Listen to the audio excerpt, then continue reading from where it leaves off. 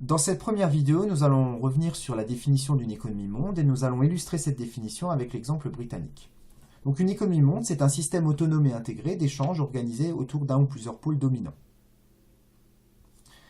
Cela veut dire que on va avoir une organisation du monde qui va se traduire matériellement par des flux marchands, marchandises, capitaux, et ces flux vont dessiner une organisation centrée autour de plusieurs pôles, un ou plusieurs pôles, en l'occurrence ici un pôle important, l'Europe, et particulièrement le Royaume-Uni, dans cette seconde moitié du XIXe siècle. Ce qu'on a essayé de comprendre, ce sont les raisons pour lesquelles l'Empire britannique a pu dominer l'économie mondiale, construire autour de lui une économie monde au cours de cette seconde moitié du XIXe siècle. Ce qu'il faut rappeler dans un premier temps, c'est que le Royaume-Uni a été à l'origine, un siècle plus tôt, au XVIIIe siècle, de la première révolution industrielle, avec des innovations autour du charbon, de la fonte, de la machine à vapeur. Et ça a permis au pays de développer une capacité productive importante qui est exceptionnelle et sans équivalent au milieu du XIXe siècle. L'autre atout également du Royaume-Uni, c'est son marché interdynamique, en raison d'une croissance démographique importante. Le Royaume-Uni a connu, comme d'autres pays européens à l'époque, la transition démographique, avec une mortalité qui a chuté. Mais contrairement à ce qui s'est passé pour la France, où on a connu une chute de la natalité très précoce et donc une faible augmentation de population, au Royaume-Uni, la natalité s'est maintenue à un niveau élevé pendant tout le XIXe siècle, ce qui a engendré donc une forte croissance démographique. La seconde moitié du XIXe siècle, c'est une période d'accroissement des échanges internationaux, grâce notamment à des progrès dans le transport et la navigation, avec notamment le développement des bateaux à vapeur. Dans ce contexte-là, le Royaume-Uni s'impose comme une puissance commerciale majeure. On voit sur le document que vous avez sur votre écran que l'Angleterre, entre 1850 et 1900, exporte et importe des marchandises depuis tous les continents, l'Amérique du Nord, l'Asie, l'Afrique et bien sûr l'Europe. Et on constate, notamment pour l'Europe, qu'entre 1850 et 1900, la part des importations et des exportations à destination des pays d'Europe s'accroît. On voit par exemple que les exportations vers l'Europe représentent 37,1% des exportations anglaises en 1850 et 41% en 1900. Cela s'explique par un choix qui a été fait par le Royaume-Uni, qui est celui du libre-échange, avec notamment des accords signés avec des pays voisins comme la France. Ce choix, qui s'inscrit dans le cadre du libéralisme économique, permet effectivement de développer les échanges commerciaux. Le Royaume-Uni dispose également d'un autre atout, c'est son empire colonial. Cet empire colonial lui assure une maîtrise des mers. De quelle manière ? Eh bien, les colonies britanniques que l'on trouve sur tous les continents, avec de nombreuses possessions insulaires aussi dans les océans, constituent autant de points d'appui. Cela permet d'avoir des points d'appui militaires, et donc ça permet à la marine de guerre britannique de sécuriser les routes maritimes, ce qui est évidemment très important.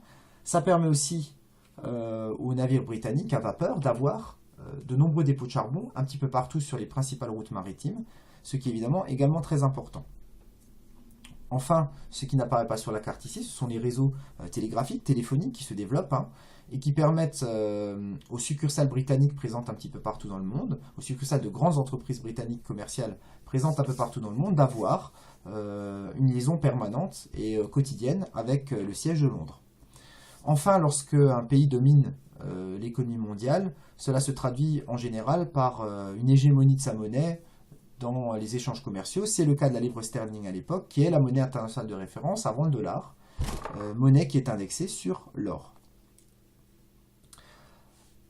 On voit ici sur ce schéma finalement la traduction concrète de l'économie monde britannique, avec des échanges qui concernent de grandes puissances économiques et notamment des pays voisins, donc l'Europe, avec notamment la France, les États-Unis, bien sûr, qui sont une puissance en développement à cette époque-là, et qui vont supplanter au XXe siècle les Britanniques dans cette hégémonie économique, et bien sûr des zones comme l'Afrique, le Moyen-Orient, l'Asie, l'Amérique centrale et du Sud, la zone Caraïbe, avec notamment via l'empire colonial. Et on voit effectivement que les Britanniques exportent des produits à valeur ajoutée, et importent notamment de ces pays qui sont classés en marge sur le schéma, donc des matières premières. Donc ils exportent des produits à forte valeur ajoutée et importe des matières premières notamment notamment agricoles, qui ont une valeur ajoutée plus faible. Et ces échanges inégaux permettent évidemment au Royaume-Uni de dégager des profits importants. Alors, cette hégémonie a aussi ses limites, hein, puisque en 1850, le Royaume-Uni était la première puissance industrielle du monde, mais en 1913, il a perdu ce statut. Hein, c'est-à-dire qu'effectivement, entre-temps, des concurrents se sont développés dans le domaine industriel, hein, bien sûr, puisque la révolution industrielle s'est diffusée. Hein, il y a des pays comme l'Allemagne, par exemple, les États-Unis, qui deviennent de plus en plus compétitifs. Et cela peut être illustré par cette caricature, hein, qui met en scène John Bull, donc John le taureau littéralement. C'est l'équivalent britannique de l'oncle Sam ou de Marianne. C'est une incarnation de l'anglais moyen. Et John Bull ici dit effectivement, si on traduit, hein, oui, je sais que j'ai dit qu'on était dans un pays libre, je le sais, mais je n'ai pas envie d'avoir vos étalages juste devant mon magasin. Et en fait, cette caricature illustre, hein, la concurrence croissante des industries d'autres pays, donc la France, l'Allemagne, les États-Unis, même la Russie, hein, qui viennent concurrencer les industries britanniques. Alors, malgré tout, hein, et on peut conclure là-dessus, le Royaume-Uni demeure quand même la première puissance commerciale et financière du monde à la veille de la Première Guerre mondiale, puisque à cette époque-là, 17% des exportations mondiales proviennent encore du Royaume-Uni.